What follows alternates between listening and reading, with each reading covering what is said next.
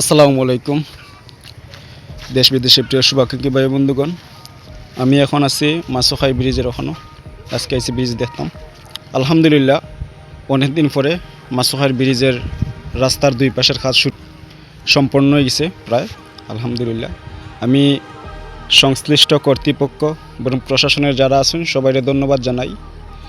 যারা এটার কাজ নিয়ে সামাজিক যোগাযোগ মাধ্যমে আলোচনা করছেন তাদেরকেও ধন্যবাদ জানাই যে আপনাদের আলোচনায় আর আপনাদের সহযোগিতায় আজ মাছুখাই ব্রিজের দুনো পাশের কাজ সম্পন্ন হয়েছে। তবে একটা বিষয় খুব বাজে লাগে, খারাপ লাগে আমার কাছে, যে আসলে এখানে মাটিটা খাসা মাটি।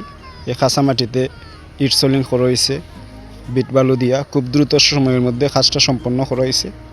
একদিকে বালা আর অন্যদিকে খুবই খারাপ, কারণ এই খাসা মাটির ফলে আপনার যখন গাড়ি যাতায়াত করব, ট্রলি যাতায়াত করব, নিচে দিয়ে ডাবার সম্ভাবনাটা বেশি থাকে।